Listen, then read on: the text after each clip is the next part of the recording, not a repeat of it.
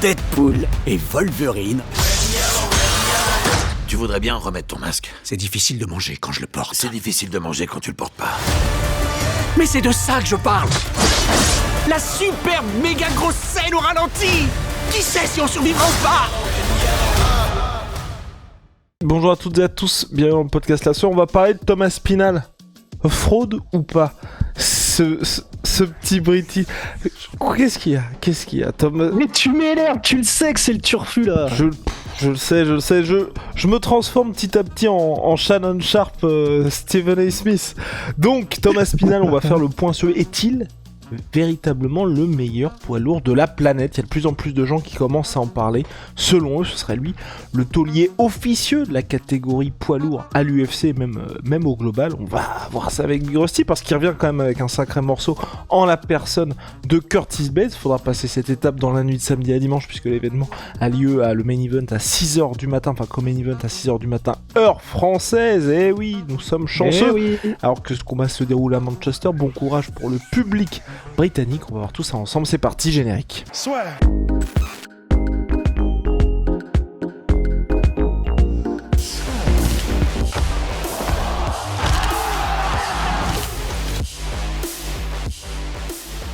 Thomas Pinal, Rust, une série, il y a eu de défaites, oui, mais depuis Thomas Pinal a bien changé, série de victoires absolument monstrueuse à l'UFC, il n'a toujours pas vu le deuxième round à l'UFC également, on a l'impression que ce monsieur progresse à chaque fois qu'il entre dans la cage, et surtout on a l'impression que les blessures n'ont aucune, on va dire, incidence sur sa montée en puissance.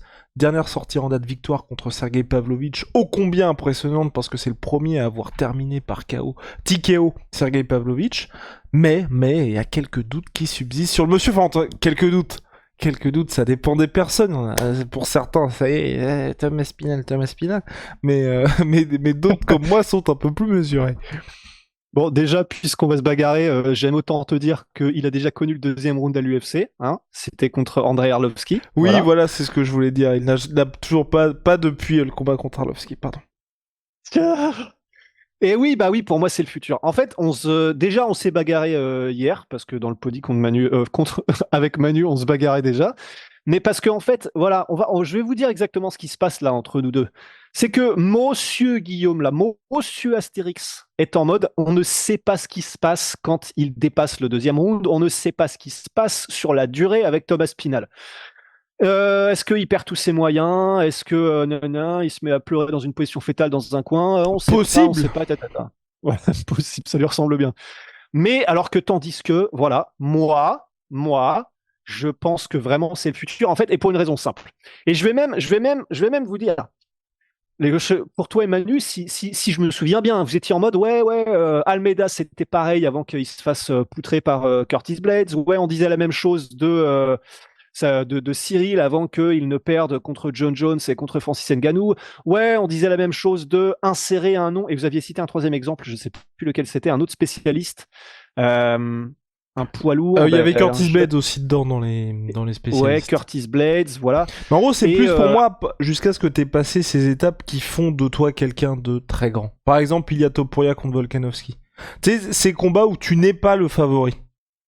Ouais, mais en fait, déjà, pour moi, le problème, c'est que déjà, les comparatifs avec les autres poids lourds ne tiennent pas, et pour une raison simple, c'est que tous les autres poids lourds dont on parle sont des spécialistes. Curtis Blades, on peut dire qu'il a mis des KO, oui, bien sûr, mais de la même manière qu'on peut dire que Cyril a mis des takedowns à Rafael Pessoa, à Rozenstruik, voilà. Mais en majorité, Curtis Blades est un lutteur, Cyril est un mec du striking, Almeida est un lutteur, voilà. C'est la grosse différence pour moi, c'est que oui, il y a le côté on ne sait pas ce que donne Thomas Pinal dans la durée, mais à part ça, c'est un de ces rares poids lourds comme on n'en voit quasiment jamais, citément, où il fait tout. Et il fait tout très très bien. Il a commencé par le jiu-jitsu brésilien, il me semble, avec son père. Il est ceinture noire et il est extrêmement bon au sol, c'est son premier amour et il est extrêmement bon au sol. On le voit avec la facilité avec laquelle il termine les gars à l'UFC à partir de la minute où ça va au sol, si ce n'est la seconde. Donc, il y a ça. En lutte, il est extrêmement bon, et que ce soit de la lutte en timing, on regardait la juste histoire de se mettre bien le combat entre Volkov et Aspinall. Il y en a plusieurs des takedowns dans le combat. Le premier, il est magnifique, mais magnifique, la manière dont il balaye Volkov et il le met au sol en le gardant, en gros, il le ceinture au-dessus, il balaye ses deux jambes, il l'emmène au sol, mais sans aucune difficulté. Et encore, c'est rien comparé au second takedown qui est du pur timing à la Georges Saint-Pierre sur un, je crois, direct du bras arrière de Volkov. Et pareil, du coup, il l'emmène avec une facilité déconcertante au sol. Donc, en lutte, il est extrêmement bon, au sol aussi. En clinch, je vous enverrai juste, si ça tenait qu'à moi, regarder le combat contre Sergei Spivak. Regardez un peu ce qu'il fait à ce pauvre Sergei en l'espace d'un seul clinch. Et debout, est-ce que j'ai besoin d'en dire beaucoup plus que ce qu'il fait absolument à tout le monde, dont Sergei Pavlovitch, qui était vu comme le grand méchant loup debout. Ouais. Est-ce que j'ai besoin d'en dire plus? Je pense pas. Oui, on pourrait me répondre, ouais, mais il a galéré contre Arlovski, donc donc Ouais. quoi? Donc il a été obligé de le mettre au sol. Donc c'est une merde. Non, non, mais tu vois ce que je veux dire, c'est que oui, pour moi il n'y a pas de comparatif parce qu'il fait des choses que les autres ne savent pas faire. alors. Oui, mais c'est le gros problème que j'ai avec cette catégorie des poids lourds, c'est jusqu'à un certain stade. Enfin, il y a même un moment, tu vois, Cyril, on se disait, il peut mettre n'importe qui au sol parce qu'il l'avait fait quasiment à sa guise. Jusqu'à ce qu'il y ait le combat contre Francis, puis le combat contre Joe Jones, où sur 2 échantillons, et pourtant Francis n'est pas un expert en lutte, en tout cas connu comme un expert en lutte. John Jones c'est différent, même si ça faisait longtemps qu'il ne l'avait pas utilisé. Tout ça change du point de vue du grand public. Et pour Thomas Spinal, là où aujourd'hui vraiment moi et c'est uniquement là-dessus, hein, et c'est exactement pour ça que j'avais aussi des doutes sur Ilia Topuria, pas par rapport à ce qu'il nous avait montré, mais par rapport à justement, il y a tous les contenders, et puis ensuite t'es obligé de te taper les extraterrestres que sont Volkanovski et Max Holloway, et c'est là vraiment que t'arrives à savoir, là il a affronté tous ces gars où il était favori, il aurait toujours été favori, et j'ai même envie de dire, Cyril, les mêmes gars que Thomas Spinal a affronté, il aurait été favori contre tous. Le seul que Cyril n'a pas affronté, c'est Pavlovitch. Nous, on sentait plutôt bien un combat Cyril. Enfin, à part le fait qu'il se fasse mettre KO, sinon sur le papier, ça avait l'air de sentir bon pour Cyril. Et les 2 dernières défaites, c'est pas quelque chose qui, enfin, ça rassure plutôt quand on se dit que Cyril aurait pu l'affronter.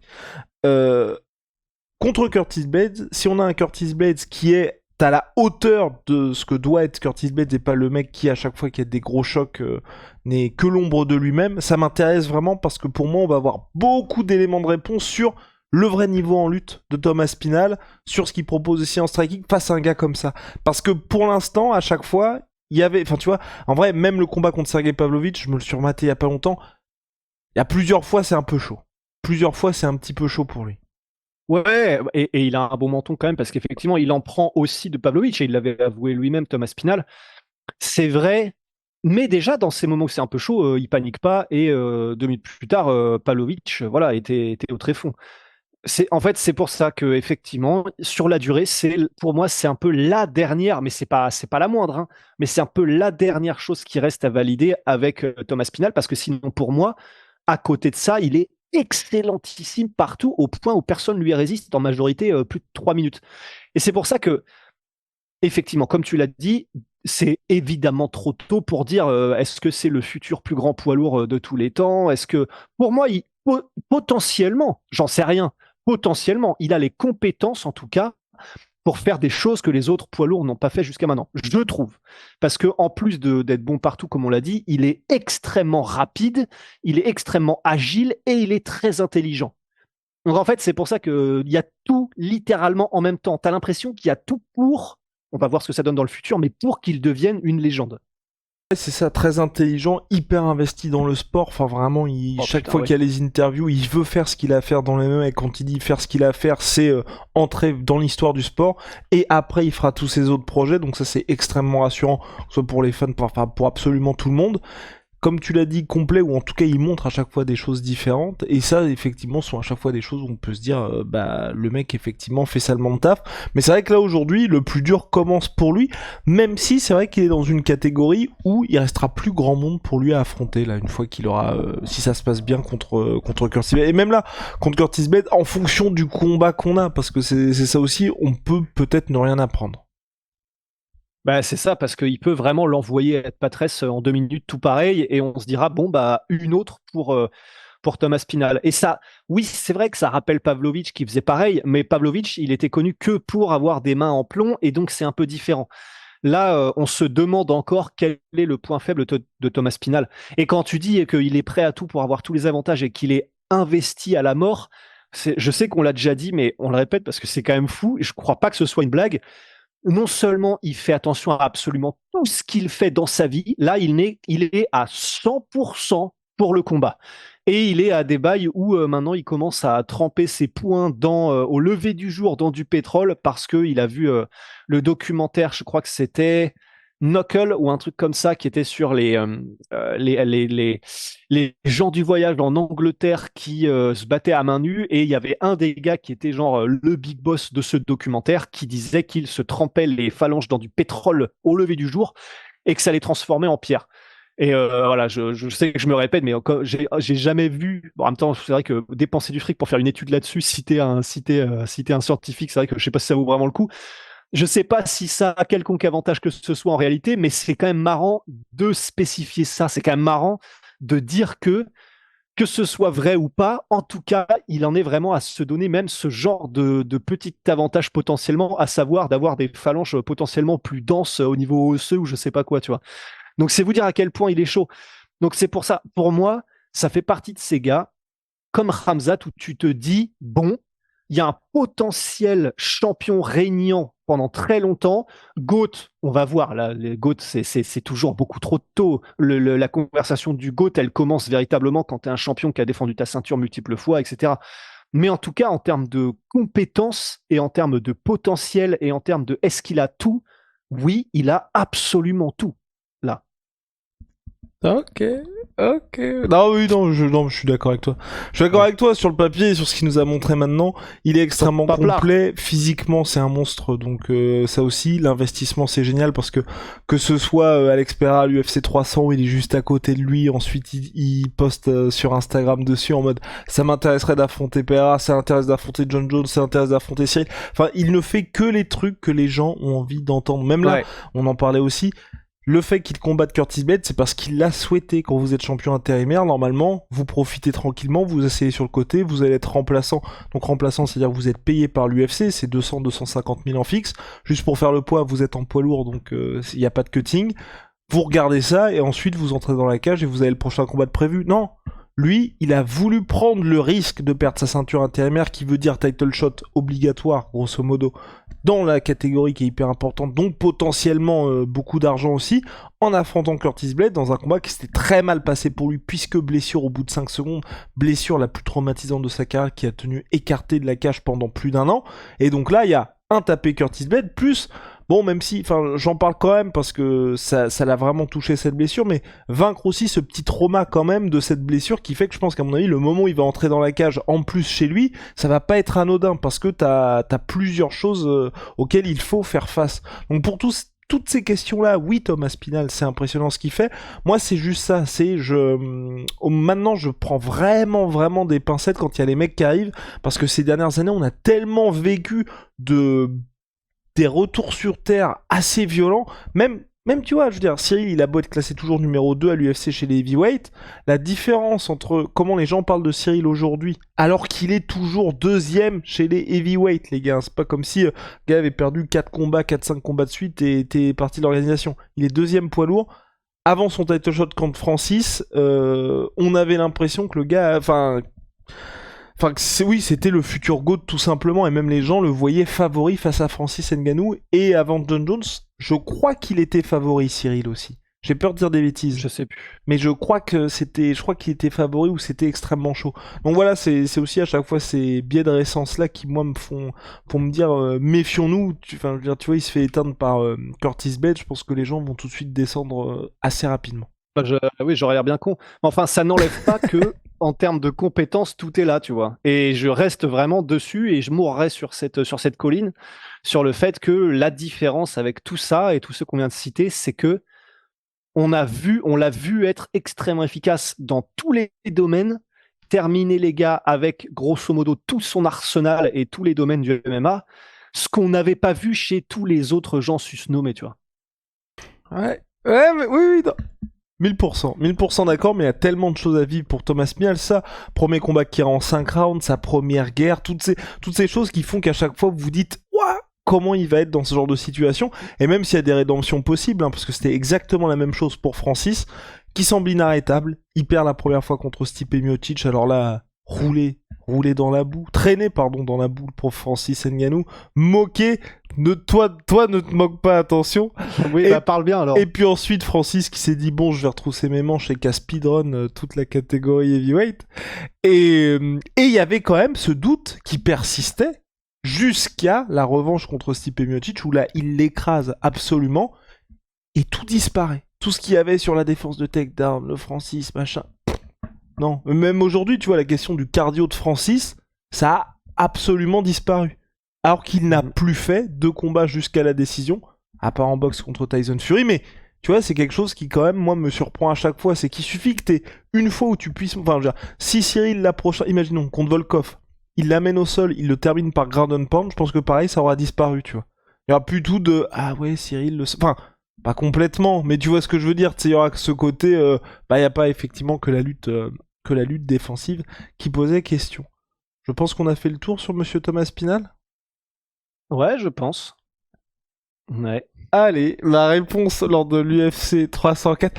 Petite clim. Allez, une petite clim de Curtis Blade, ça nous ferait plaisir.